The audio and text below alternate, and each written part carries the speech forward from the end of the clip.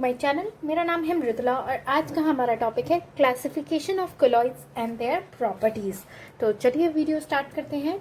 तो colloidal system जो होता है एक ऐसा सिस्टम है जिसमें कि पॉलीफेजिक सिस्टम होता है, यानी कि उसमें एक से ज़्यादा फेजेस जो होते हैं वो प्रेजेंट होते हैं और उसमें का एटलीस्ट वन जो डिस्पोज फेज कह सकते हैं, यानी कि जैसे ये आपका एक डिस्पोजन सिस्टम है और यहाँ पे ये जो पार्टिकल्स होते हैं मतलब कोलॉइड्स कह सकते हैं, तो ये आपका डिस्पर्स्ड फेज कहलाते हैं और जिसमें ये डिसॉल्व होते हैं उसको हम डिस्पर्स्ड मीडियम बोलते हैं। ठीक है, तो ये एक इसमें ये जो दोनों होते हैं, दो सब्सटेंसेस होते हैं या जो दो मीडियम या फेज होता है वो आपको हेट्रोजेनस हो सकता है, मतलब अलग अलग हो सकता है। और इसमें जो ये कोलॉइड्स हैं इनका जो साइज होता है वो आपको 10 to 100 आर्मस्ट्रॉन्ग से लेके फ्यू माइक्रोमीटर तक रेंज करता है, या फिर हम कह सकते हैं कि इसका पार्टिकल साइज जो है वो आपका 1 नैनोमीटर से लेके 1 माइक्रोमीटर तक होता है। ठीक है,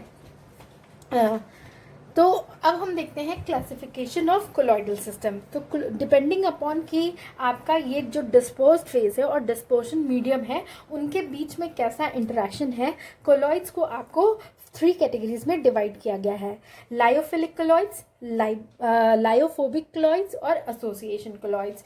जो लायोफिलिक कोलॉइड्स होते हैं वो आपको बेसिकली इसमें जो वर्ड इस्तेमाल हुआ है लायोफिलिक, लायोफिलिक का मतलब होता है सॉल्वेंट लविंग। ठीक है, तो यानी कि इसमें डिस्पोज्ड फेज जो होता है वो डिस्पोज्ड मीडियम के उनके बीच में एक लविंग रिलेशनशिप होता है, मतलब वो एक दूसरे के साथ अच्छे से मिक्स होते हैं, तो इसीलिए लायोफिलिक कोलॉइड्स को हम सॉल्वेंट लविंग कोलॉइड भी कहते हैं। इसमें जो डिग्री ऑफ इंटरेक्शन होता है डिस्पोज्ड मीडियम और डिस्पोज्ड पार्टिकल्स के बीच में वो काफ़ी हाई होता है। डिस्पोजन मीडियम जो, तो ये जो मीडियम है जब आपके पार्टिकल्स के चारों तरफ सीध बना लेता है, इसकी वजह से ये आपका काफ़ी थर्मोस्टेबल होता है, मतलब जल्दी हीटिंग होने पे ब्रेक नहीं होता है। ये अगर जो डिस्पोजन मीडियम है वो आपका वाटर हो और उसके अंदर आपकी कोलॉइड्स डिसॉल्व होते हैं तो वो हाइड्रोफिलिक कोलॉइड्स कहलाते हैं। जैसे कि वो जेलेटिन हो गया, कैसिया हो गया, एल्बुमिन को जब वाटर में हम डिसॉल्व करते हैं तो वो आपका हाइड्रोफिलिक कोलॉइड्स कहलाते हैं। जब आपका डिस्पोजन मीडियम जो है वो नॉन एक्वस हो, मतलब वाटर नहीं हो या कोई ऑर्गेनिक सॉल्वेंट हो, तो उसे लाइपोफिलिक कोलॉइड्स बोलते हैं, जैसे कि रबर, पॉलीस्टीरीन, जो कि आपको कोलॉइड्स फॉर्म करते हैं सॉल्वेंट्स जैसे कि बेंजीन एक्सेट्रा में। अब हम बात करेंगे लायोफोबिक कोलॉइड्स। लायोफोबिक का मतलब होता है वाटर हेटिंग, यानी कि सॉल्वेंट हेटिंग कह सकते हैं, जो भी वर्ड्स आप यूज करना चाहें। तो इसमें जो डिस्पोज्ड फेज होता है और डिस्पोजन मीडियम होता है उनके बीच में इंटरेक्शन जो होता है वो बहुत लो होता है। और इस तरह का जब जो कोलॉइडल सिस्टम होता है उसमें अगर डिस्पर्शन मीडियम वाटर हो तो वो हाइड्रोफोबिक कोलॉइड्स कहलाता है, जैसे कि गोल्ड, सिल्वर और सल्फर को जब हम डिसॉल्व करते हैं वाटर में। और जब आपका ये जो लायोफोबिक कोलॉइड्स है वो बहुत ही डिफिकल्ट होते हैं प्रिपेयर करने के लिए, और ये क्योंकि ये थर्मोडायनेमिकली अनस्टेबल होते हैं। जैसा कि हमने देखा कि लायोफिलिक में आपका पार्टिकल्स के चारों तरफ मीडियम जो है इस तरह से सीध बना ले रहे थे जिसकी वजह से वो थर्मोस्टेबल था, लेकिन यहाँ पे चूंकि ये डिस्पोजन मीडियम और डिस्पोज्ड फेज के बीच में इंटरेक्शन नहीं होता है ज़्यादा, जिसकी वजह से ये पार्टिकल्स के चारों तरफ किसी तरह का सीध नहीं होता है और ये इजीली आपको हीटिंग होने पे ब्रेक हो सकता है, मतलब कि पार्टिकल्स जो है वो और ज़्यादा डिसॉल्व हो सकते हैं। ठीक है, तो इसलिए ये थर्मोडायनेमिकली अनस्टेबल होता है, तो इसलिए इसे बनाना भी काफ़ी मुश्किल होता है क्योंकि इसमें किसी तरह का सॉल्वेंट सीध नहीं प्रेजेंट होता है। डिस्पोज्ड फेज जो है उसको हम इजीली सॉल्ट आउट कर सकते हैं, मतलब कि डिस्पोज्ड फेज को हम सेपरेट कर सकते हैं मीडियम से अगर हम उसमें स्मॉल कंसंट्रेशन ऑफ इलेक्ट्रोलाइट्स भी अगर उसमें प्रेजेंट हो। ठीक है, स्पेशल मेथड्स रिक्वायर्ड होते हैं आपको लायोफोबिक कोलॉइड्स प्रिपेयर करने के लिए, जैसे हो गया डिस्पर्शन मीडियम जिसमें कि कोर्स पार्टिकल्स को उनके साइज को रिड्यूस किया जाता है, या तो आपको अल्ट्रासोनिक जनरेटर्स यूज करके या फिर लिक्विड में इलेक्ट्रिक आर्क प्रोड्यूस करके या फिर मिलिंग और ग्राइंडिंग प्रोसेस से या कोलॉइड मिल्स के थ्रू या पेप्टाइजेशन मेथड जिसमें कि आपको एग्रीगेट्स को जो एग्रीगेट्स होते हैं कोलॉइडल पार्टिकल साइज के उनको ब्रेक कर दिया जाता है पेप्टाइजिंग एजेंट के प्रेजेंस में। पेप्टाइडिंग एजेंट जो है वो आपका लिक्विड हो सकता है, इलेक्ट्रोलाइट हो सकता है या फिर नॉन इलेक्ट्रोलाइट हो सकता है। सेकंड जो मेथड है वो कंडेंसेशन। इस मेथड में बेसिकली क्या होता है, पहले तो हाई सुपर सैचुरेशन किया जाता है, उसके बाद आपको न्यूक्लियाई का फॉर्मेशन किया जाता है। और ये सुपर सैचुरेशन किया जाता है या तो सॉल्वेंट चेंज कर देते हैं, मीडियम चेंज कर देते हैं, या तो फिर टेम्परेचर को रिड्यूस करके। यहाँ पे फिगर से मैंने आपको लायोफोबिक कोलॉइड्स के प्रिपरेशन दिखाया हुआ है। जैसे ये पार्टिकल्स है तो इनको मिलिंग या ग्राइंडिंग से स्मॉल कर लिया कोलॉइडल पार्टिकल्स को, या जो एग्रीगेट्स है उसमें इलेक्ट्रोलाइट्स को रिमूव करके, या फ्लॉकुलेटिंग एजेंट मतलब जिसकी वजह से ये एग्रीगेट बन रहे हैं उनको रिमूव करके हम कोलॉइडल पार्टिकल्स ले सकते हैं, या फिर सर्फेक्टेंट्स या डी फ्लॉकुलेटिंग एजेंट्स ऐड करके इनको हम एग्रीगेट्स को ब्रेक करके कोलॉइडल पार्टिकल्स सेपरेट कर सकते हैं। तो ये जो मेथड है ये आपका पेप्टाइजेशन मेथड है, और ये जो है वो मिलिंग या फिर ग्राइंडिंग है। या तो फिर हम सॉल्वेंट में क्या कर सकते हैं कि इलेक्ट्रिक स्पार्क प्रोड्यूस करके कोल्ड वाटर में हम कोलॉइडल पार्टिकल्स को ऐसे सेपरेट कर सकते हैं। और कंडेंसेशन मेथड में क्या होता है, जो मॉलिक्यूल्स होते हैं सॉल्यूशन में उनका न्यूक्लिएशन होता है, जिससे आपको न्यूक्लियस सब कोलॉइडल पार्टिकल्स फॉर्म होते हैं जो कि फर्दर ग्रो करके कोलॉइडल पार्टिकल्स का फॉर्मेशन करते हैं। अब थर्ड ग्रुप की बात करेंगे तो वो है एसोसिएशन कोलॉइड्स।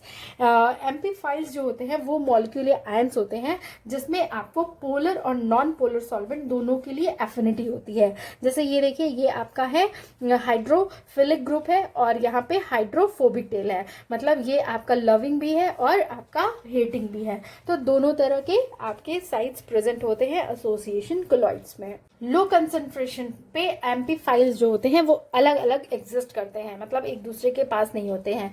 लेकिन जैसे ही कंसंट्रेशन इंक्रीज होता है, एग्रीगेट्स जो होते हैं वो एक नैरो कंसंट्रेशन पे एक दूसरे के पास एग्रीगेट हो जाते हैं। मतलब कुछ इस तरह से, या तो हेड आपका बाहर की साइड में होगा या तो फिर जो टेल है वो बाहर की साइड में होगा।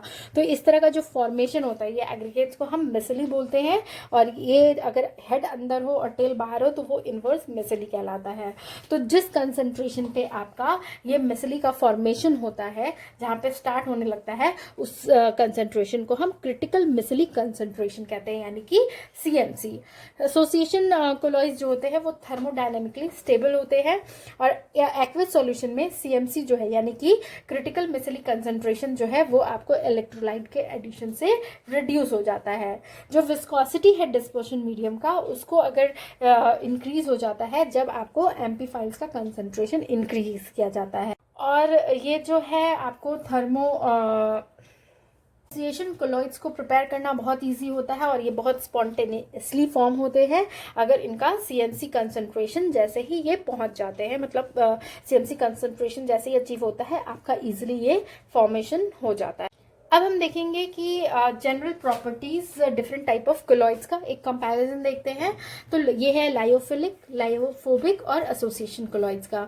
इसमें जो ये जो होते हैं वो लिपिड लविंग कोलॉइड्स होते हैं, ये लिक्विड हेटिंग कोलॉइड्स होते हैं, और जो एसोसिएशन कोलॉइड्स है ये एग्रीगेट्स होते हैं सरफेस एक्टिव एजेंट्स के। इनके सॉल्यूशन जो होते हैं वो इजी होते हैं प्रिपेयर करने में, और डायरेक्टली आपको मिक्सिंग से बन सकते हैं, मतलब कोलॉइड और मीडियम को अगर हमने मिक्स कर दिया तो इजीली हम प्रिपेयर कर सकते हैं। लेकिन इसके लिए स्पेशल मेथड्स की जरूरत पड़ती है, और ये आपको जैसे ही CMC कंसंट्रेशन से एक्सीड होता है इजीली आपको एसोसिएशन कोलॉइड्स बन जाते हैं। लायोफिलिक कोलॉइड्स जो होते हैं वो स्टेबल होते हैं इलेक्ट्रोलाइट के प्रेजेंस में लो कंसंट्रेशन पे, बट प्रेसिपिटेट हो जाते हैं अगर इलेक्ट्रोलाइट का कंसंट्रेशन इंक्रीज होता है। और चूंकि लायोफोबिक कोलॉइड्स जो है वो अनस्टेबल होते हैं इलेक्ट्रोलाइट के प्रेजेंस में लो कंसंट्रेशन पे, पर जैसे ही कंसंट्रेशन बढ़ता है वो स्टेबल हो जाते हैं। और यहाँ पे एसोसिएशन कोलॉइड्स में CMC जो है वो इलेक्ट्रोलाइट के प्रेजेंस में डिक्रीज होती है। लायोफिलिक कोलॉइड्स जो है वो बहुत विस्कस होते हैं नेचर में, मतलब थिक होते हैं, और उनकी विस्कोसिटी जो है वो आपको मीडियम में ज़्यादा होती है। और लायोफोबिक कोलॉइड्स में आपको सेम विस्कोसिटी होती है जैसा कि मीडियम में होता है, और एसोसिएशन कोलॉइड्स में ये ग्रेटली बहुत ज़्यादा विस्कस ये नहीं होता है।